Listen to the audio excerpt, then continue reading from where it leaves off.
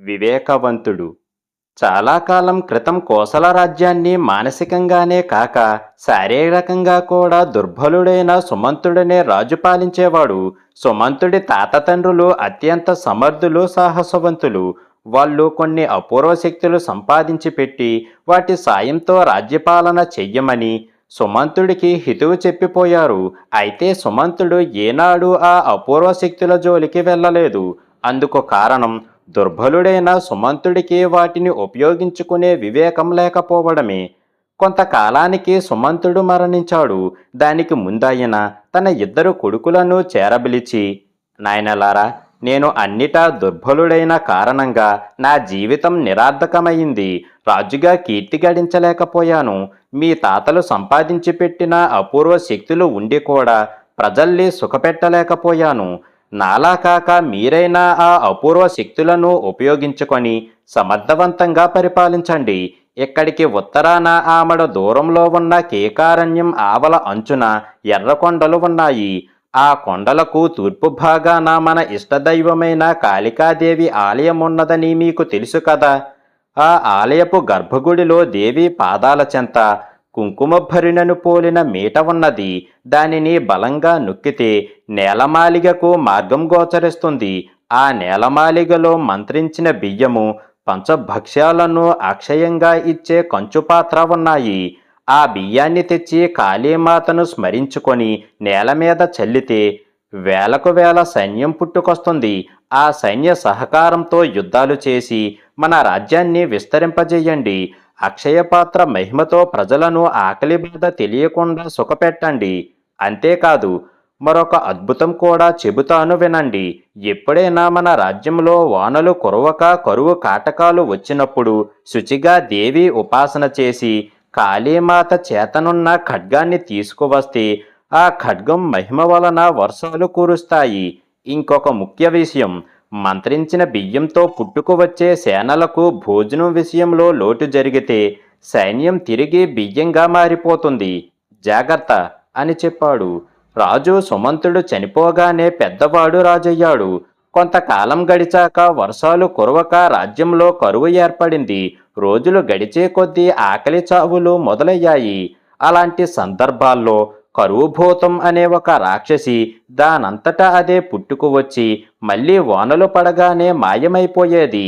అది ఉన్నన్నాళ్ళు కరువు రోజుల్లో రాజ్యమంతటా అరాచకం సృష్టించేది. పెద్దవాడు మంత్రులతో సమాలోచనలు చేసి మహిమగల కత్తిని తెచ్చి వర్షాలు కురిపించి కరువు లేకుండా చెయ్యాలని నిర్ణయించాడు.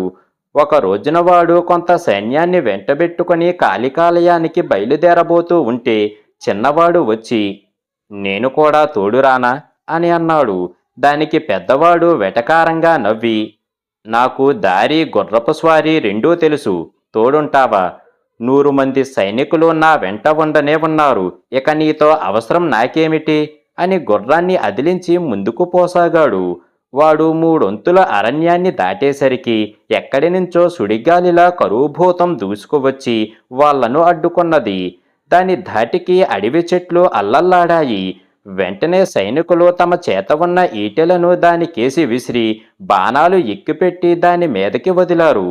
కరువుభూతం ఈటెలను బాణాలను అడ్డుకుంటూ, మహిమగల కత్తిని తెచ్చి వానలు కురిపిస్తే తప్ప నాకు చావు రాదు. ఆ పని మీద బయలుదేరిన మిమ్మల్ని ముప్పు తిప్పలు పెడతాను అంటూ ఉఫ్మని నోటితో హోరుగాలిని సృష్టించి ఆ గాలిలో చిక్కుకొని పెద్దవాడు వాడి సైనికులు నగర చివారుల్లో వెళ్ళి పడేటట్టు చేసింది. ఇది తెలిసి ఆ మర్నాడు చిన్నవాడు ఒంటరిగా గుర్రం మీద కాళికాలయానికి బయలుదేరాడు. వాడు పగలంతా అరణ్యం బయటనే గడిపి రాత్రివేళ అరణ్యాన్ని దాటాడు. అందువల్ల గాఢ నిద్రలో ఉన్న కరువుభూతం చిన్నవాడి జాడ పసిగట్టలేకపోయింది.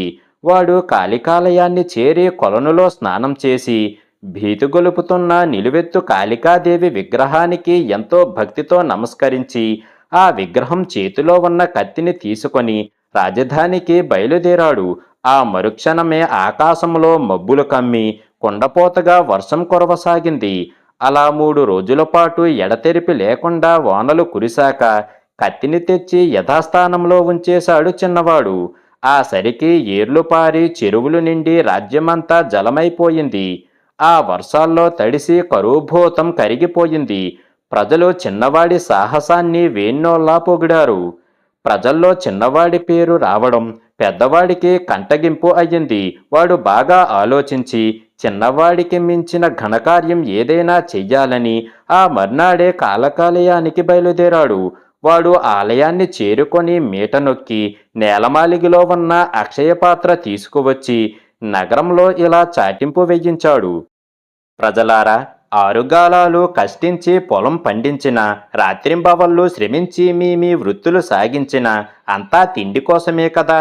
ఇక నుంచి మీరు శ్రమించకుండానే పంచభక్ష పరమన్నాలు భుజించే మహత్తర అవకాశాన్ని మన రాజుగారు కల్పిస్తున్నారు. అదేమిటంటే, రేపటి నుంచి మీ అందరి కోసం కోటలో విందు భోజనం సిద్ధంగా ఉంటుంది. వచ్చి భుజించి సుఖించండి. ఆ మరుసటి రోజు నుంచి కోటలో సంతర్పణ మొదలయ్యింది. ప్రజలు వేలకు వచ్చి అక్షయపాత్ర నుంచి వచ్చే విందు భోజనం తిని పని పాట లేక నిద్రపోసాగారు. ఇలా కొంతకాలం జరిగాక ప్రజలు సోమరిపోతులై పొద్దస్తమానం నిద్రలో జోగుతూ చివరకు తమ గురించి కూడా తాము పట్టించుకోక పిచ్చివాళ్లలా తయారయ్యారు. ఈ పరిస్థితుల్లో ఒకనాడు పెద్దవాడు రాజ్యంలో పర్యటించి ఎక్కడా వ్యవసాయం గాని పశుపోషణ గాని లేక రాజ్యం శ్మశానంలా శిథిలమై ఉండటాన్ని చూసి నిర్ఘాంతపోయాడు. వాడు మంత్రులను పిలిపించి సంప్రదిస్తే వాళ్ళు, ప్రభు, మీ నిర్ణయం అనుచితం. ఈ అక్షయపాత్ర వల్ల రాజ్యానికి క్షయమే కాని ఆవగింజంత మేలు కూడా జరగదు. ప్రజల్లో కొందరు బుద్ధిమంతులు మిమ్మల్ని మతి చలించిన వాడుగా భావించి ఆగ్రహం చెందుతున్నారు. మీరు ఏదో ఒక అద్భుత కార్యం చేసి రాజ్యంలోని ప్రజల మెప్పు పొందకపోతే కొద్ది రోజుల్లోనే వాళ్ళు మీ తమ్ముడికి తప్పకుండా బ్రహ్మరథం పడతారు అని అన్నారు. తమ్ముడు మాట వినబడేసరికి మండిపడి వాడు అప్పటికప్పుడు అక్షయపాత్రను తీసుకుపోయి నేలమాలిగిలో ఉంచి అక్కడ ఉన్న మంత్రించిన బియ్యం తీసుకుని వచ్చి నేల మీద చల్లాడు. ఆ మరుక్షణం అపారమైన సైన్యం పుట్టుకువచ్చింది.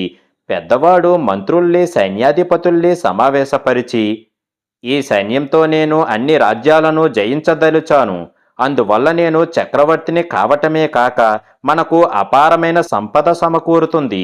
ఇరుగు పొరుగు దేశాల మీద దాడికి పథకాల్ని వ్యూహాల్ని త్వరగా తయారు చెయ్యండి. అప్పుడు ప్రజలకు నా ప్రతాపం ఎలాంటిదో తెలిసి వస్తుంది అని అన్నాడు. 10 రోజులు గడిచి సైనికులు పరరాజ్యాల మీద దాడి ప్రారంభించకముందే వాళ్ళ ఆహారం కోసం ఖజానాలో ఉన్న డబ్బంతా ఖాళీ అయిపోయింది. దిక్కుతోచక పెద్దవాడు తలపట్టుకొని ఏమి చెయ్యడమా అని ఆలోచిస్తూ ఉన్నంతలో సైన్యం అంతా క్షణంలో బియ్యంగా మారిపోయింది. దానితో పెద్దవాడికి వెర్రెత్తినట్టు అయిపోయి, నాకు ఈ రాజ్యమూ వద్దు, అది తెచ్చిపెట్టే సమస్యలు వద్దు. తమ్ముడే వచ్చి పరిపాలన ఎలా వెలగబెడతాడో వెలగబెట్టమనండి. నా మానాన నేనిప్పుడే విలాస మందిరానికి వెళ్ళిపోతాను అని మంత్రులకు చెప్పి పారిపోతున్నంత వేగంతో వెళ్ళిపోయాడు. ఆ వెంటనే మంత్రులు సైన్యాధిపతులు చిన్నవాడి దగ్గరకు వెళ్ళి జరిగింది చెప్పి, మహారాజా, మీరు ఆలయానికి వెళ్ళి అక్షయపాత్రను తెచ్చి మంత్రించిన బియ్యాన్ని సైన్యంగా మార్చి పరరాజ్యాలను జయించి చక్రవర్తులు కండి అని కోరాడు. ఇందుకు చిన్నవాడు ఒప్పుకోక, ఇప్పటి సమస్య నేను రాజ్యాలను జయించి చక్రవర్తిని కావడం కాదు. ఈ అక్షయపాత్ర కారణంగా వృత్తులు మాని సోమరులైన ప్రజల్ని తిరిగి ఆయా వృత్తులు ప్రారంభించవలసిందిగా ఆజ్ఞాపించడం. అక్షయపాత్రను కాళీమాత చేతనున్న ఖడ్గాన్ని అక్కడే ఉండనిద్దాము. తిరిగి ఏదైనా కరువుభూతం తలెత్తినప్పుడు లేక పరాయి రాజులు మన దేశం మీదకి దండెత్తి వచ్చినప్పుడు అద్భుత శక్తులు గల వాటి నుంచి ప్రయోజనం పొందుదాము అని అన్నాడు. ఇందుకు మంత్రులు సైన్యాధిపతులు సంతోషించి, అయితే మహారాజా, ఇప్పుడు తమ ఆజ్ఞ ఏమిటి అని అడిగారు. ప్రజలు సోమరితనం మాని ఎవరి వృత్తుల వాళ్ళు ప్రారంభించవలసిందిగా నా ఆజ్ఞగా దేశమంతటా చాటింపు వేయించండి. చాటింపు జరిగిన 24 గంటల తర్వాత ఇంకా సోమరులుగా ఉన్నవాళ్లను కారాగారంలో వేస్తామని హెచ్చరించండి అన్నాడు చిన్నవాడు. ఆ విధంగానే దేశమంతటా చాటింపు జరిగింది. ప్రజలు ఎవరి వృత్తులు వాళ్ళు చేపట్టారు. ఆ తర్వాత చిన్నవాడి పరిపాలనలో ఏనాడు కరువుభూతం తిరిగి తలెత్తలేదు.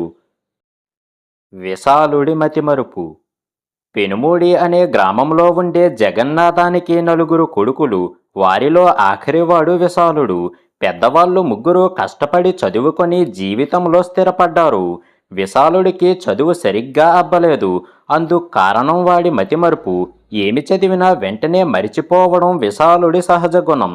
చదివే కాదు, అన్ని విషయాల్లోనూ వాడి మతిమరుపు అలాగే ఉండేది. స్నేహితులతో ఆటలాడితే దొంగ ఎవరో మర్చిపోయేవాడు. ఆటల గొడవలో తిండి గురించి మరిచిపోయేవాడు. తిండి తిన్నాక ఆ విషయం మరిచిపోయేవాడు. పొరపాటున తల్లి మళ్ళీ పిలిస్తే మళ్ళీ వెళ్ళి భోజనం చేసేవాడు. డబ్బులిచ్చి సంతకు పంపిస్తే ఏమి కొనాలో మరిచిపోయేవాడు. తోచినవి కొని తెచ్చి ఏవి ఎంత కొన్నాడో మరిచిపోయేవాడు. తల్లిదండ్రులకు విశాలుడి మతిమరుపు గురించి బెంగగా ఉండేది. వాళ్ళు వాడిని దగ్గరుండి శ్రద్ధగా చదివించారు. జ్ఞాపక శక్తి వృద్ధి పొందలేదు. తలకు నిమ్మ నూనె మర్దన కూడా చేయించారు. మతిమరుపు పోలేదు. సరస్వతీ లేహ్యం తినిపించారు. వాడిలో ఏ విధమైన మార్పు లేదు. ఈ విధంగా విశాలుడికి 15 నిండాయి. తల్లిదండ్రులకు వాడి స్థితి చూసి మరింత బెంగ పట్టుకున్నది. విశాలుడి అన్నలు మంచివాళ్ళు. వాళ్ళు తమ తల్లిదండ్రులతో, మేము సుఖంగా ఉంటున్నాము. మనకున్న 20 ఎకరాల ఆస్తి విశాలుడికే ఇచ్చేస్తాము. అందులో 1 ఎకరం కూడా వాటా అడగకుండా మేము స్వయం కృషితో బ్రతుకుతాము. మీరు దిగులు పడకండి అని ధైర్యం చెప్పారు. అయితే విశాలుడి తల్లిదండ్రులు మాత్రం, మతిమరుపు మనిషికి ఎంత ఆస్తి ఉంటే మాత్రం ఏం లాభం? వాడిని మోసగించటం సులభం. మేమున్నంతకాలం పర్వాలేదు, కానీ ఆ తర్వాత మీరు మాత్రం ఎంతకాలమని వాడి బాగోగులు చూస్తారు? మీ సంసారాలు పెద్దవవుతాయి. ఎదిగిన పిల్లలు ఎవరి బ్రతుకులు వాళ్ళు బ్రతకాలి తప్ప ఇతరుల మీద ఆధారపడకూడదు అని పెద్ద కొడుకుల వద్ద కళ్ళనీళ్లు పెట్టుకునేవారు. ఇలా ఉండగా ఆ గ్రామానికి యోగి ఒకడు వచ్చాడు. ఆయన ఎటువంటి సమస్యనైనా పరిష్కరించగలడని తెలిసి విశాలుడి తల్లిదండ్రులు ఆయనను దర్శించి విశాలుడి గురించి చెప్పుకున్నారు. అబ్బాయినొకసారి నా వద్దకు తీసుకురండి. వాడి మతిమరుపు తగ్గించే ఉపాయముందో లేదో పరీక్షించి చెబుతాను అన్నాడు యోగి. మర్నాడు విశాలుడు తల్లిదండ్రులతో యోగి వద్దకు వెళ్ళాడు. యోగి విశాలుణ్ణి వెంటబెట్టుకొని సమీపంలో ఉన్న ఒక పూల మొక్క వద్దకు వెళ్ళాడు. ఆ మొక్కకు పసుపు రంగు పూలు ఉన్నాయి. కొమ్మలన్నీ ముళ్లతో నిండి ఉన్నాయి. యోగి విశాలుడితో, మొత్తం 12 పూలు కొయ్యి, ముళ్ళు గీరుకోకుండా జాగ్రత్త పడు. నీ మతిమరుపు తగ్గడానికి మంచి మందు చెబుతాను అని అన్నాడు. విశాలుడు 8 పూలు కోసి తెచ్చి యోగికి ఇచ్చాడు. ఆయన ఎన్ని పూలు కొయ్యమన్నది వాడు మర్చిపోయాడు. జాగ్రత్తగా కోయకపోవడం వల్ల వాడి చేతివేళ్లకు ముళ్ళు గీసుకొని కొద్దిగా రక్తం వచ్చింది. అయ్యో, ముళ్ళు గీసుకున్నాయా? నేను చెప్పినా నువ్వు జాగ్రత్త తీసుకోక పెద్ద ప్రమాదంలో ఇరుక్కున్నావు. ఈ మొక్క ముళ్లకు కొనల్లో విషముంటుంది. అయితే అది వెంటనే తన ప్రభావం చూపించదు. సరైన వైద్యం జరక్కపోతే ఏడాది లోపల ఏ చిన్న జబ్బు చేసినా నీ ప్రాణం పోతుంది అన్నాడు యోగి. విశాలుడు కలవరపడి, ఈ విషయం తమరు నాకు ముందే చెప్పాల్సింది. మరి కాస్త జాగ్రత్త పడేవాడిని. అయినా నేను మతిమరుపు మనిషినని తెలుసుండి నా చేత పూలెందుకు కోయించారు అని అన్నాడు. యోగి చిన్నగా నవ్వి, అవన్నీ ఇప్పుడు అనవసరం. నేను నీకు 10 గుళికలు ఇస్తాను. ప్రతిరోజు 2 పూటల భోజనం కాగానే ఒక్కొక్క గుళిక చొప్పున వేసుకోవాలి. ఇప్పుడు 8 పూలు కోసావు కదా, వీటిని సాయంత్రం శివుడి గుడిలో ఇవ్వు. ఇలాగే మొత్తం 5 రోజులు రోజు 8 పూల చొప్పున సాయంత్రాలు శివుడి గుడిలో ఇస్తూ ఉండు. ఇంకెప్పుడు చేతికి ముళ్ళు గీరుకోకుండా జాగ్రత్త పడు. ఒకవేళ గీరుకుంటే వెంటనే వచ్చి నాకు చెప్పు. అందుకు విరుగుడు చాలా కష్టం అని అన్నాడు. స్వామి, నేనసలే మతిమరుపు మనిషిని. ఇవన్నీ మా అమ్మకు చెప్పండి, ఆమె చూసుకుంటుంది అన్నాడు విశాలుడు. యోగి అయిష్టంగా తలాడించి, ఈ విషయం నీకు నాకు తప్ప మూడో మనిషికి తెలిస్తే వైద్య విధానం పనిచెయ్యదు. అన్నీ నువ్వే స్వయంగా చూసుకోవాలి. మరొకసారి నువ్వేం చెయ్యాలో చెబుతాను. ఆ తర్వాత ఏం చెయ్యాలన్నది నువ్వు కూడా అడగకూడదు, గుర్తుంచుకో అని అన్నాడు. తర్వాత ఆయన విశాలుణ్ణి వాడి తల్లిదండ్రులకు అప్పగించాడు. వాడు వెళ్ళిపోయారు. ఆ రోజుతో కలిపి సరిగ్గా 5 రోజులయ్యాక విశాలుడు తల్లిదండ్రులను వెంటబెట్టుకుని వచ్చి, స్వామి, మీరు చెప్పినవన్నీ ఒక్కటి కూడా పొల్లుపోకుండా చేశాను. ఇంకా ఏమి చెయ్యవలసి ఉన్నదో చెప్పి నా భయాన్ని తగ్గించండి అని అన్నాడు. ఇక అందరికీ తెలిసినా పర్వాలేదు, నువ్వేం చేశావో అన్నీ చెప్పు అన్నాడు యోగి. ప్రతిరోజు 2 సార్లు భోజనం చెయ్యగానే మీరిచ్చిన గుళికలు వేసుకునేవాణ్ణి. అలా మొత్తం 5 రోజులు చేశాను. రోజుకు 8 చొప్పున పూలు కోసి సాయంత్రాలు శివుడి గుడిలో ఇస్తూ వచ్చాను. ఒక్కసారి కూడా చేతులకు ముళ్ళు గీరుకోనివ్వలేదు అన్నాడు విశాలుడు. ఆహా! 5 రోజుల క్రితం 2 సార్లు చెప్పిన విషయాలను ఇంత బాగా గుర్తుంచుకొని అమలుపరిచాడు. మీ విశాలుడి మతిమరుపు పోయినట్టే కదా అన్నాడు యోగి.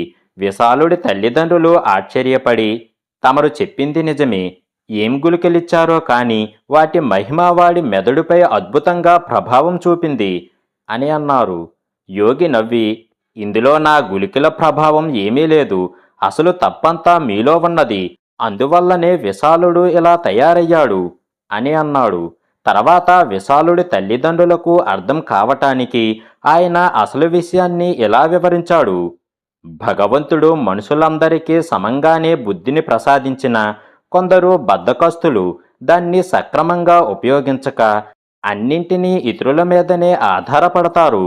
లేత వయసులో ఆ బద్ధకం వల్ల కలిగే హాని వారికి తెలియదు. ఆ వయసులో అన్నీ నిర్లక్ష్యం చేసి అందుకు పెద్దయ్యాక విచారిస్తారు. విశాలుడు తెలివైనవాడే, కానీ బద్ధకస్తుడు. అందుకని మతిమరుపు అలవాటు చేసుకున్నాడు. మతిమరుపు వాడికెవరూ ఏ పని చెప్పరు. మతిమరుపు వాణ్ణి ఎవ్వరూ తప్పు పట్టరు. స్నేహితులు ఆటల్లో వాడి మీద జాలి పడతారు. ఆటల్లో ఓడిపోవడం వల్ల వాడికేం నష్టం అనిపించదు. అలాగే వాడికి అవసరాలున్న అన్నలో తండ్రో చూసుకుంటూ ఉంటారు. తల్లి వాడికి పిలిచి భోజనం పెడుతున్నది. మతిమరుపు తన ప్రాణాలు తీయవచ్చునని భయం కలగ్గానే వాడి జ్ఞాపకశక్తి అద్భుతంగా పనిచేసింది. వాడిలో బుద్ధి ఉన్నదా లేదా అన్నది, లేక బద్ధకం నిర్లక్ష్యంతో మతిమరుపును కొని తెచ్చుకుంటున్నాడా అన్నది నేను పరీక్షించడానికి నేను ఈ 5 రోజులు వాడిలో ప్రాణభయాన్ని కలిగించాను.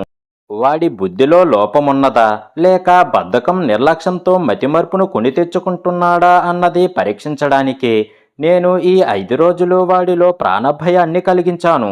వాడికి జ్ఞాపకశక్తి లోపం లేదని తెలిసింది కాబట్టి ఇక మీదట మతిమరుపు తొలగకపోతే విశాలుడి వాటా 3 ఎకరాల పొలం కూడా 3 అన్నదమ్ములకు ఇచ్చేసి వీణ్ణి వాళ్ళ దయాధర్మం భిక్షం మీద ఆధారపడి బ్రతకమనండి అని తప్ప మొత్తం ఆస్తి అంతా వీడికే ఇచ్చే పొరపాటు ఆలోచన చెయ్యవద్దు అని అన్నాడు. నా వాటా 3 ఎకరాలేమిటి, 5 ఎకరాలు కదా అన్నాడు విశాలుడు అప్రయత్నంగా. యోగి చిటికలు వేస్తూ నవ్వి విశాలుడి తల్లిదండ్రులతో, మీ విశాలుడికి మీ ఆస్తి ఎంతో, అందులో తన వాటా ఎంతో కూడా స్పష్టంగా గుర్తుంది, గమనించారా అని అన్నాడు. ఆ తర్వాత విశాలుడికి మతిమరుపు బాధించలేదు.